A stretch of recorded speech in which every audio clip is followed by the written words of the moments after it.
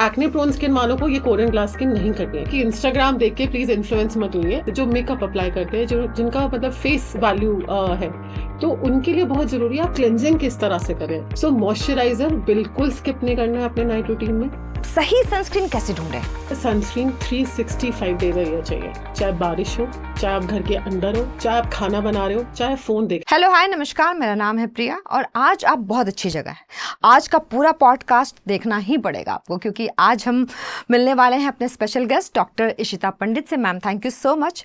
एक स्किन और hair specialist होने के नाते आपका बहुत बहुत स्वागत है हमारे पॉडकास्ट में।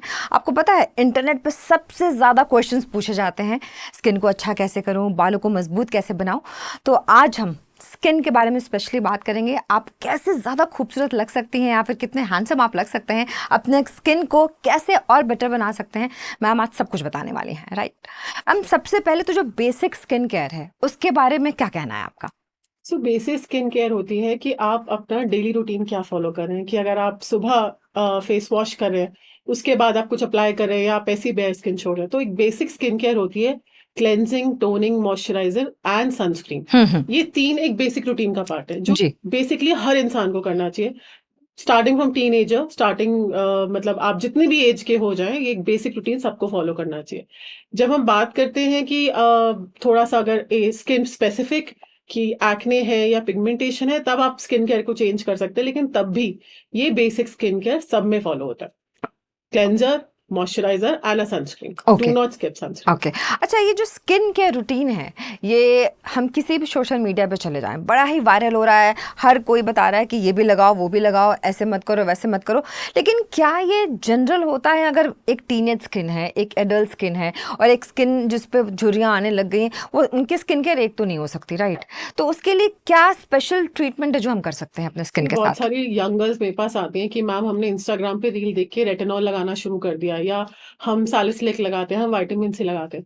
पहले तो मतलब आई वुड से कि इंस्टाग्राम देख के प्लीज इन्फ्लुएंस मत होइए। अपनी स्किन को एक डर्मेटोलॉजिस्ट से या किसी भी स्किन स्पेशलिस्ट से एग्जामिन करवाइए, तब आप एक स्किन केयर फॉलो करिए। जब हम टीनेजर की बात करते हैं, टीनेजर स्किन बिल्कुल अलग होती है। किसी की ऑयली स्किन होगी, एक्ने प्रोन स्किन होगी, किसी की पिगमेंटेशन प्रोन स्किन होगी। और इंडियन स्किन में ना आपको बहुत तरह के टाइप्स मिलेंगे, राइट? तो हर टाइप के हिसाब से आपकी स्किन केयर होना चाहिए। ऑयली स्किन है तो आप सैलिसिलिक एसिड बेस्ड प्रोडक्ट्स पे जा सकते हो। अगर आपका पिगमेंटेशन है, आप ग्लाइकोलिक एसिड, नियासिनामाइड, इन सब पे जा सकते हो। Now when we talk about adult skin, कि हम 25-30 प्लस हो रहे हैं, अर्ली 40 है स्किन, तो इसमें अर्ली रूटीन में आपका रेटिनॉल स्टार्ट होता है ना। और रेटिनॉल भी ऐसा नहीं हम एकदम हाई परसेंटेज पे चले जाएं, क्योंकि रेटिनॉल की भी बहुत सारी परसेंटेज आती है।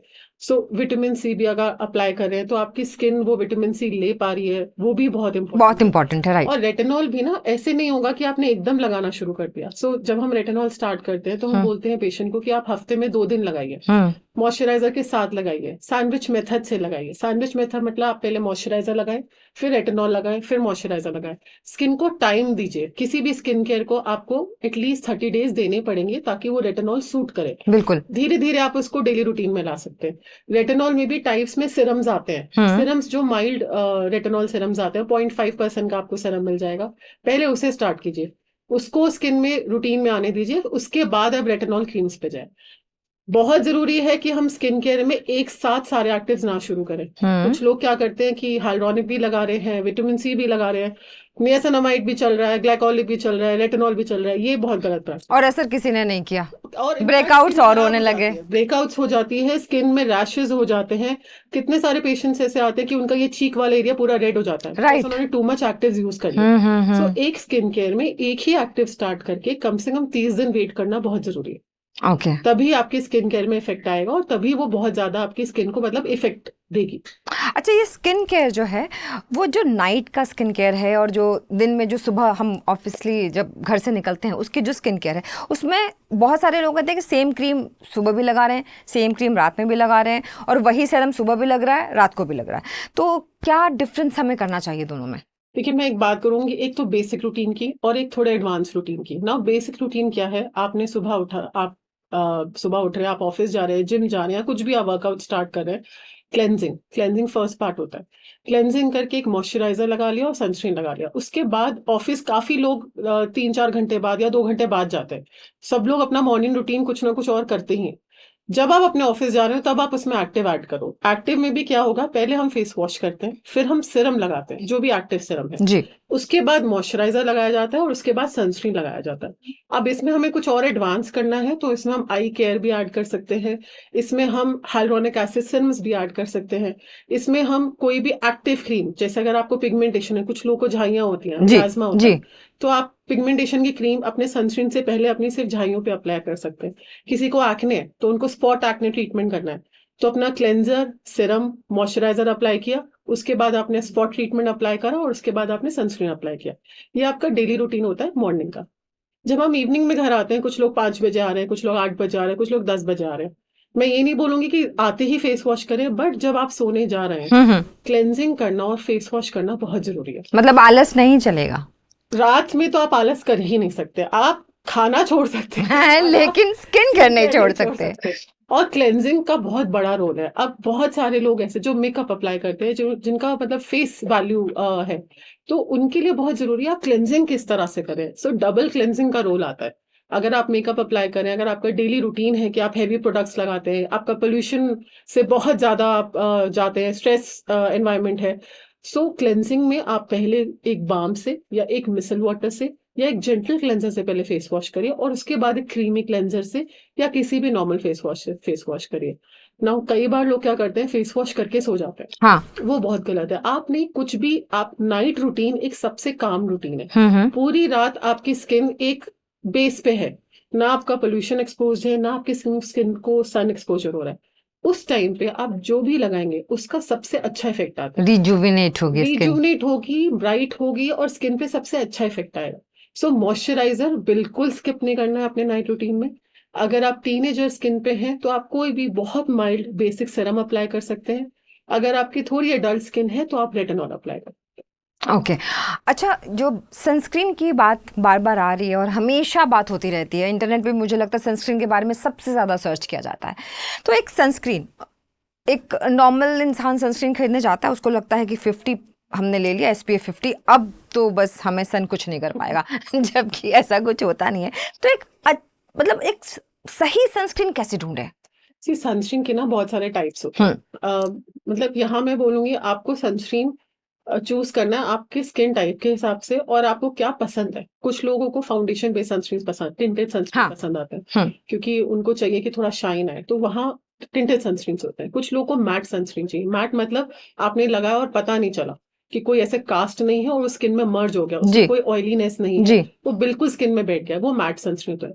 कुछ लोग की स्किन एक्सेसिवली ड्राई होती है, तो ड्राई स्किन को थोड़ा सा ऑयल बेस्ड सनस्क्रीन चाहिए कि लगाएं तो ऐसे लगे कि हाँ स्किन में थोड़ा मॉइस्चराइजर भी है, राइट। फिर कुछ लोग की एक्ने प्रोन स्किन है, एक्ने प्रोन स्किन को बिल्कुल ऑयल नहीं चाहिए और इनफैक्ट उन्हें मैट भी नहीं चाहिए, तो वो जेल बेस्ड सनस्क्रीन पे जाते हैं। जेल बेस्ड सनस्क्रीन लगाते ही आपकी स्किन में पोर्स में बैठ जाता है और इन तरह से एंटी एक्ने इफेक्ट भी है उसके।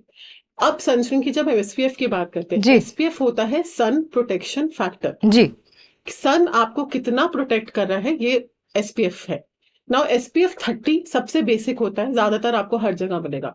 मार्केट में SPF 50 बहुत कॉमन है और SPF 80, SPF 100 आ गए हैं। सो SPF का रोल है कि आपकी स्किन को प्रोटेक्ट करना।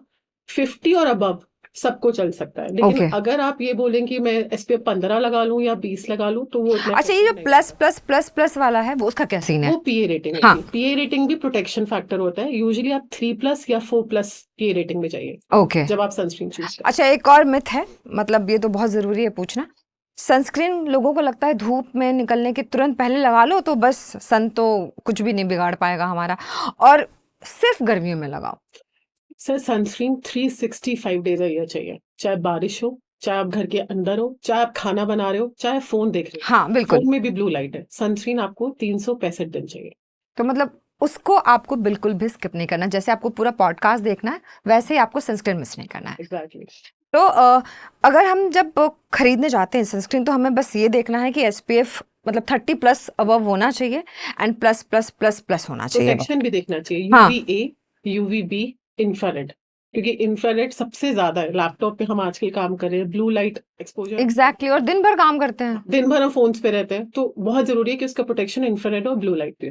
अच्छा, एक और बात, हमें एक्ने हो गया, कोई दाना निकल आया, कुछ भी, या फिर हमें लगता है कि हमें गोरा होना चाहिए। इंडिया में तो आपको पता है कि कलर डिस्क्रिमिनेशन इतना ज़्यादा है, ऑब्सेस्ड है लोग कि बस गोरा होना चाहिए, बाकी उनको किसी चीज़ से कोई मतलब नहीं है। और शायद इसीलिए फेयरनेस कंपनियों ने बहुत पैसा भी कमा लिया, ठीक है, बहुत सारे कोर्ट केस भी चले, बहुत कुछ हुआ, लेकिन उससे कुछ खास फायदा हुआ नहीं। तो एक आम इंसान, उसको क्या सोचना चाहिए अगर कोई भी उसको प्रॉब्लम होती है, अगर वो एक केमिस्ट के पास जाता है, उसको कोई भी एक स्टेरॉइड वाली दवा दे देता है और उसको लगता है क्योंकि स्टेरॉइड वाली दवा काम तो बहुत ही रामबाण की तरह करती है, फिर उसको लगता है कि मतलब डॉक्टर को पैसे क्यों देने हैं हमें।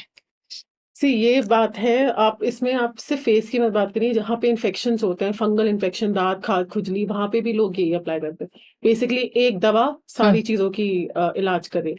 आप लगाओगे 1 हफ्ते 10 दिन में आपको लगेगा आपकी स्किन ग्लो कर रही है, सारा पिगमेंटेशन चला गया, लेकिन प्रैक्टिकली वो स्टेरॉइड्स है, आपकी स्किन को 10 टाइम्स डैमेज करें। लॉन्ग टर्म में आपकी स्किन रेड होगी, सेंसिटिव होगी, पतली हो जाएगी, पतली हो जाएगी, वेन्स विजिबल हो जाती है, चेहरे पे बाल आ जाते हैं, चेहरे पे मुहासे आ जाते हैं।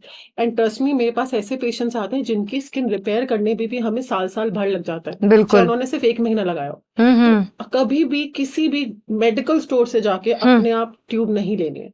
किसी भी डॉक्टर को आप कंसल्ट करिए, एक नॉर्मल रूटीन, आप कुछ भी मत लगाइए, गोले का तेल लगाइए तो भी स्किन ठीक बनी रहेगी, पर भगवान के लिए वो स्टेरॉइड की ट्यूब मत लगाइए। तो ये तो मेरा स्पेशल रिक्वेस्ट है सबसे कि स्टेरॉइड ट्यूब्स मार्केट में अवेलेबल है, 50, 60, 70 रुपए की आती है। मैम ये स्टेरॉइड ट्यूब्स एक तो सस्ती होती है, बिल्कुल सही कहा आपने, और इतनी जल्दी काम कैसे करती है, आखिर क्या होता है उसमें? जहर है, आप जहर दे रहे हो और वो अडेप्ट कर रहा है ना, और स्किन बार बार वो जहर मानती है।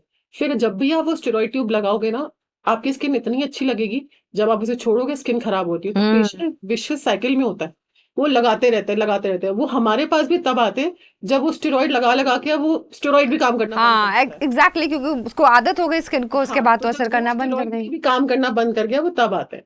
लेकिन मैं यही रिक्वेस्ट करूंगी कि स्टेरॉइड अप्लाई ही मत करिए, ताकि आपको इतनी ज्यादा साइड इफेक्ट्स ना देखने पड़े। बिल्कुल सही बात है।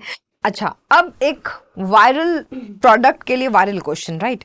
ये आपके पास भी मुझे लगता है बहुत सारी लड़कियां आती होंगी, खासतौर से टीनेज और थोड़ी से मतलब 25-30 टाइप की फीमेल्स जरूर आती होंगी, ये जानने के लिए कि कोरियन ग्लास स्किन उनको चाहिए। एक क्वेश्चन सब है ना, पूछते हैं। सब पूछते हैं और पूछा भी जा रहा है। मतलब मैं इंटरनेट पर भी देख रही थी कि कौन कौन से क्वेश्चंस हैं, जब मैं आपके लिए क्वेश्चंस प्रिपेयर कर रही थी, तो जो मैंने जब उसमें क्वेश्चन डाला तो मुझे लगा कि हर कोई जानना चाहता है क्यों हर किसी को कोरियन ग्लास स्किन चाहिए, और क्या है ये कोरियन ग्लास स्किन? पहली चीज, हम इंडियंस हैं, हम कोरियंस नहीं हैं। तो टिपिकल मैं उसको कोरियन ग्लास स्किन नहीं बोलूंगी, बट डेफिनेटली हम कहीं ना कहीं थोड़ा बहुत उसको अचीव कर सकते हैं। लेकिन बिल्कुल आप ये मत करिए कि आपको कोरियन स्किन में जाना है, क्योंकि इंडियन स्किन बिल्कुल अलग है। नाउ जब हम कोरियन स्किन की बात करते हैं, it's not about fairness, it's about shine, having a healthy skin, having a glowy skin.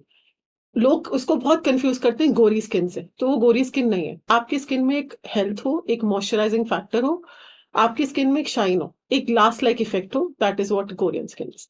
Now आप एज अ इंडियन स्किन वो कैसे पा सकते हैं? बेसिक क्लेंजिंग, बहुत इंपॉर्टेंट रोल है क्लेंजिंग का। क्लेंजेस बहुत ज्यादा एक्सफोलिएटिंग नहीं होना चाहिए। पहले तो एक्ने प्रोन स्किन वालों को ये कोरियन ग्लास स्किन नहीं करनी है, क्योंकि उनकी ऑलरेडी एक्ने प्रोन स्किन है। वो जब ये कोरियन स्किन करेंगे तो वो और ज्यादा एक्ने हो जाएंगे। सो ये उनके लिए जिनकी नॉर्मल स्किन टाइप है, जिनकी ड्राई स्किन टाइप है, वो कर सकते हैं। सो क्लेंजिंग का बहुत इंपॉर्टेंट रोल है। उसके बाद लेयरिंग का रोल आता है। लेयरिंग में भी बात आते हैं, सिरम्स होते हैं, टोनर्स होते हैं। क्रीम लेयरिंग से मेरा मतलब क्रीम नहीं है कि आपने मॉइस्चराइजर की लेयर पोत ली।